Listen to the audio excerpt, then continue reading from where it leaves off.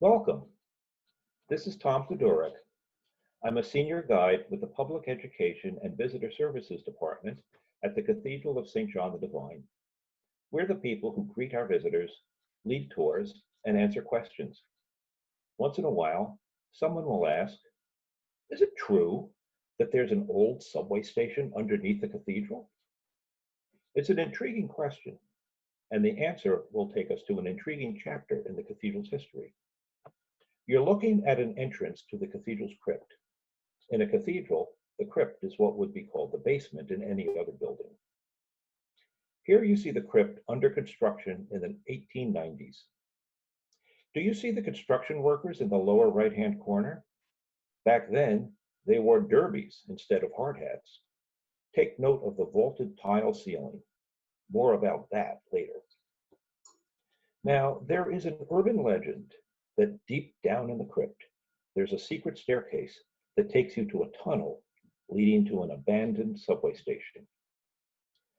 I'm sorry to disappoint, but the subway station beneath the cathedral exists only in the 1968 novel, The Young Unicorns by Madeleine L'Engle, the third book in a series that begins with A Wrinkle in Time.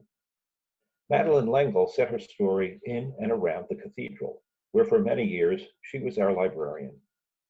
Her book describes the station as having tile walls and brightly colored mosaics, like other old subway stations.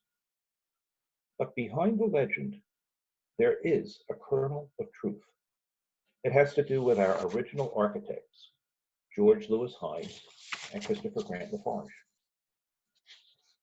Here we see the design that Hines and Lafarge submitted to win the competition to become the cathedral's architects. This design was followed for the eastern half of the cathedral as it exists today. For a time, in the early 1900s, our architects were simultaneously working on another major project, designing the 28 stations of New York City's first subway line, the IRT. Here's one of the Hines and Lafarge IRT stations. Now, a cathedral and a subway station are very different structures. One is concrete and steel, the other stone. One is underground, the other reaches to the heavens. You may be wondering how Hines and Lafarge came to work on two such dissimilar projects, and whether the two projects have anything in common.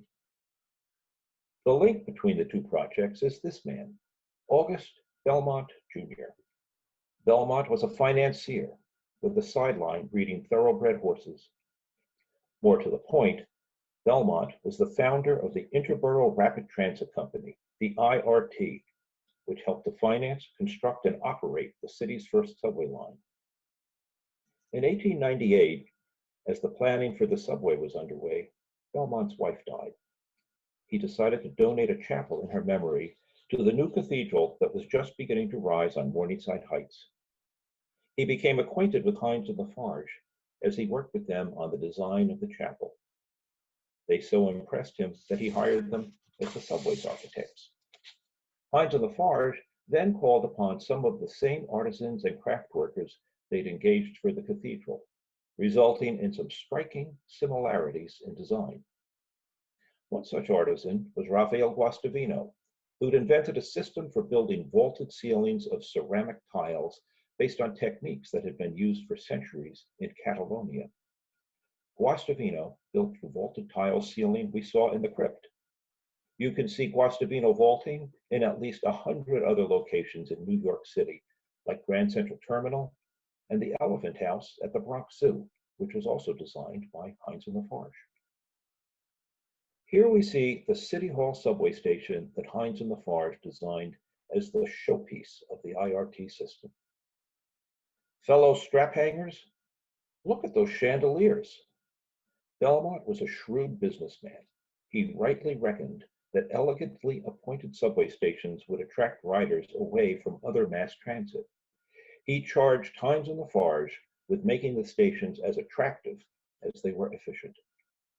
Guastavino vaulting turned City Hall Station into a dramatic, cathedral-like space. Do you see how the contrasting colors of the tiles emphasize the curve of the vault, which in turn echoes the curve of the platform? The tracks here are curved to enable downtown trains to make a U-turn to go back uptown, a purpose the station still serves for the number 6 train. A few years after the subway opened, Guastavino built a tile vault over the cathedral's eastern end. Here, we see a portion of that vault. Do you see how it employs a similar device? Contrasting colors define the vault structure and pull the eye upward. You can see the same contrast in this photo of the entire vault. But if you visit the cathedral today, this is not the vaulting you will see.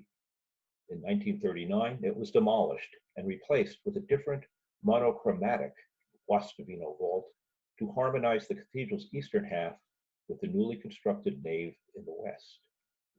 There is still plenty of Guastavino vaulting throughout the cathedral, including that within the Chapel of St. Saviour, the chapel donated in memory of Bessie Belmont. Let's look at the decorative art that Hines and Lafarge designed. As you can see, the chapel is dominated by a large stained glass window. Just below the window is the altar. Do you see the dark border on the wall behind the altar? It's made of mosaic tiles. We'll take a closer look in a moment. Here is a mosaic sign in the Cathedral Parkway station.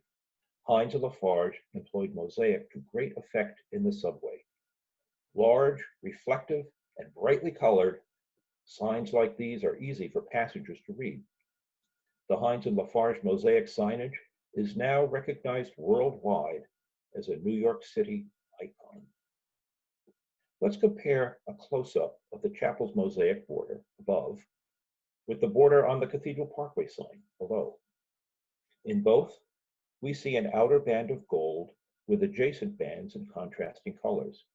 In a central band, we see a row of square highlights, again in contrasting colors. The overall concept is the same, although higher quality materials are used at the cathedral. Ceramics is another medium that Hines and Lafarge use on both projects. Here we see ceramic floor tiles in the area leading to the cathedral's high altar. Their vivid colors evoke the gemstone gates of the New Jerusalem envisioned in the revelation of St. John in the New Testament. The firm of Gruby Faience manufactured these tiles. Faience is an ancient method for coloring ceramics with tin-based glazing that is highly reflective and durable. Gruby Faience also manufactured many of the ceramic medallions that Hines and Lafarge designed for their subway stations. At some stations, the medallion bears an image relating the station to its neighborhood. Here is the medallion in the Cathedral Parkway station at 110th Street and Broadway. See the flowers on the medallion? Can you guess why they are there? In the 1890s, as construction of the cathedral was getting underway, 110th Street was widened into a broad boulevard leading to the cathedral and connecting the three great parks that Frederick Law Olmsted designed for Manhattan: Riverside, Morningside, and Central Park. Hence the name Cathedral Parkway, and hence the flowers. We've been discovering similarities between the cathedral and the IRT, but the outcomes of the two projects could not have been more different. The construction of the IRT subway was completed in 4 years, ahead of schedule and under budget. The construction of the cathedral stalled with less than half of the building completed after nearly 20 years of delays and cost overruns. This photo shows how the cathedral was left when construction stopped in 1911. By the time construction resumed in 1925, the cathedral's trustees had abandoned the Hines and Lafarge design and retained the firm of Cram and Ferguson to redesign the building. But that is a story for another day. Thanks for listening. If you're already familiar with St. John the Divine, I hope this talk has opened your eyes to some details you might not have noticed before. If you've never visited the cathedral, I hope you'll do so once we reopen. Since we don't really have a subway station underneath the cathedral, the fastest way to get here is to take the good old IRT, now known as the number 1 train, to the Cathedral Parkway station.